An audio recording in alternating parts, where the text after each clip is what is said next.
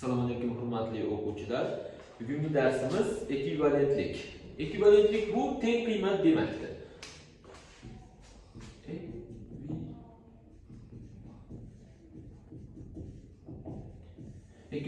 Ekvivalentlik vodorodga nisbatan topiladi. Ya'ni vodorod nechta vodorodni biriktirishiga qarab ekvivalentlik topiladi. Ekvivalentlik tushunchasini birinchi bo'lim Wolfson tomonidan payga kiritilgan. Hop, dastlab elementlarning ekvivalent massasini topishni o'rganamiz. Misol uchun natriyni olib ko'ramiz. Natriy massasi 23. Hop, valentligi 1. Ekvivalent massasi 23 gram ekvivalent. 23 gram ekvivalentga teng. Endi kalsiyni olib ko'ramiz. Kalsiy massasi 40. 40 ni bilamiz 2 ga. Demak 20 gram ekvivalent. Hop, alyuminiyni olib ko'ramiz. Alyuminiy massasi 27. Uni bilamiz 3 ga. Demak valentligi 3 bo'lganligi uchun. Demak bu 9 gram ekvivalent. Ekvivalentga teng. Hop. Endi yoki kislorodni olib ko'rishingiz mumkin. Kislorod 16 massasi valentligi ekvivalentli bo'lgani uchun bo'lsa 8 gram ekvivalent. Yoki boshqa elementlardan xohlagan elementingizni olishingiz mumkin. Yoki ftorni olib ko'ring. Ftor misol uchun valentligi bo'ladigan bo'lsa 19 ni bilamiz 1 ga. Demak 19 gram ekvivalent. Mana. Hop. Bu elementlar haqida. Endi biz oksidlarni ko'rib chiqamiz. Masalan, suv.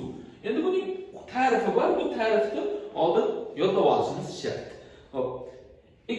Oksidlarning ekvivalent massasini topish uchun jami massani element atomining valentligi va indekslari sonini ko'paytmasiga bo'lamiz. Ya'ni bu yerda jam massamiz 18 gram. 18 gramni bo'lishim kerak. Vodorodning valentligi 1, T'da indeksi 2. Demak, 1 ko'paytirilgan 2 ga. Demak, suvning ekvivalenti 9 gram ekvivalent.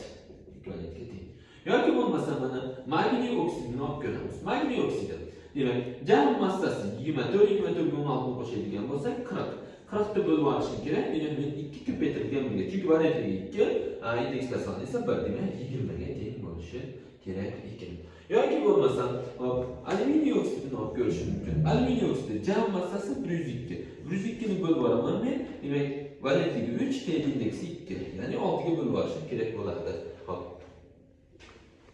Demak, 102 ni bo'lishim kerak 6 ga. 17 gram ekvivalent. Yoki bo'lmasa, uglerod 4 oksidini olib ko'ramiz mana. Uglerod 4 oksid jam massasi 44. 44 ni bilaman 4 ko'paytirilgan 1 ga. Ya'ni valentligi 4 o'zi 1. Demak, 11 ni tashkil etar ekan. Hop. 5-guruhni olib ko'rishimiz mumkin. Azot 5 oksidini. Ya'ni fosfor 5 oksidini desak. Aynan, fosfor 5 oksidini. Hop, jam massasini topishimiz kerak. 62 ga qo'shamiz.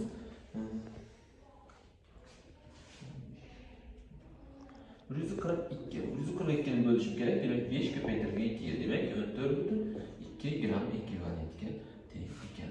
Hop, 6-guruhni olamiz. 6-guruh 6 oksidini. Hop, 6-guruh 6 oksidini ko'radigan bo'lsak, demak, jam massasi 80, 80 bo'laman 6 ko'paytirilgan 1 ga. Demak, 80 ni bo'lib olishim kerak 6 ga.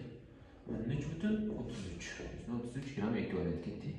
Hop, 7-guruhni oladigan bo'lsam, misol uchun yod 7 oksidini olishim mumkin. Yod 7 oksid demak, hop, 366 bo'ladigan bo'lsa, 366 ni bo'lib olishim kerak 7 ko'paytirilgan 2 ga, ya'ni 14 ga. Hop, 26,14 ni tashkil etar ekan. Endi biz asoslar bilan ham tanishib chiqamiz. Asoslar, masalan, natriy gidroksid.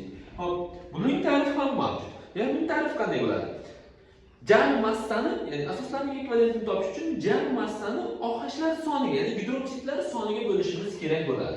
Jam massasini topsam 40. 40 ni bilaman bitta OH bor ekan, 1 ga bo'lib olaman. Demak, 40 gram ekvivalentga teng natriy gidroksidning ekvivalenti. Yoki bo'lmasa kalsiy gidroksid topib ko'raman. Kalsiy gidroksid, demak, jam massasi 74. 74 ni bo'lishim kerak 2 ga. Demak, ya'ni ikkita OH bo'lgani uchun 37 gram ekvivalentga teng. Yoki bo'lmasa alyuminiy gidroksid topib ko'raman. Alyuminiy gidroksid jam massasi 78 bo'lishi kerak.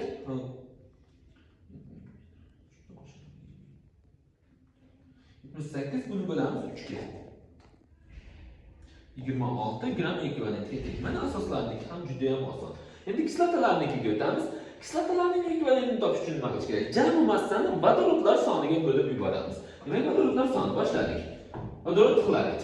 Jam massasi 36,5. 36,5 ni bo'laman 1 ga. Demak, 36,5 gram ekvivalentni o'zini tashkil etar ekan. Hop, keyingisi sulfat kislotadan ko'ramiz. Ya'ni ikki negizli kislotani ko'ramiz. Jam massasi 98. 98 ni bo'lishim kerak. Demak, 2 ga. 98 ni bo'lsa 49 gram ekvivalentga teng ekan. Hop, yoki fosfat kislotani olib ko'ramiz. Fosfat kislota demak, bu 3 negizli kislota hisoblanadi. Jam massasi 98. 98 ni bo'laman 3 ga. Hop, 32 yu adashmasam 66. 66 gram ekvivalentga teng. Demak, bu kislotalarning ekvivalent massalarini topish edi. Ya'ni vodorodlar jam massani vodorodlar soniga bo'lib qo'yasizlar. Qiyinchiligi yo'q. Endi tuzlarnikiga o'tamiz. Tuzlarning ekvivalentini topish uchun nima qilish kerak? Bu ham xuddi oksidlarnikiga o'xshagan bo'ladi. Ya'ni jami massani metal atomining valentligi va indekslar soni ko'paytmasiga bo'lamiz. Boshladik. Natriy xlor. Jam massasi 8,5. 8,5 ta natriyning metal atomining valentligi va indekslar soni ko'paytmasi. Ya'ni valentligi 1, indeksi 1. Teyda 1 bo'lish narsa yo'q bo'lsa 1 deb olamiz. Ya'ni bu 58,5 gram ekvivalentga teng ekan. Hop, keyingisi misol uchun kalsiy xlorid deb olaylik. Mana kalsiy xlorid massasi adashmasam 111, 111 deb bilaman 2 ko'paytirilgan 1 ga. Chunki valentligi 2, o'zida indeksi 1. Demak, 111 deb bo'lish kerak. 55,5. 55,5 gram ekvivalentga teng. Yoki bo'lmasam, olib ko'rishimiz mumkin, qiyinroqdan alyuminiy sulfatni olib ko'rishimiz mumkin mana. Demak, alyuminiy sulfatning massasi adashmasam 342. 342 ni bo'lib yuboraman 3 ko'paytirilgan 2, ya'ni 6 ga. Demak, 342 ni bo'lib yuborishim kerak 6 ga. Massasi 2 gram ekvivalent massasi 57 gram ekvivalentga teng bo'lar ekan.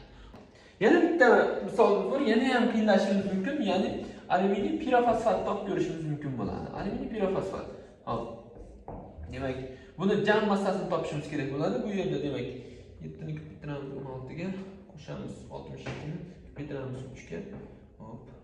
Endi 27 ni ko'paytiramiz 4 ga. Qo'shamiz. Jam massasi 630 ekan. 630 ni endi bo'lib olishimiz kerak 3 ko'paytirilgan 4 ga, ya'ni 12 ga. Hop, bo'lamiz 12 ga.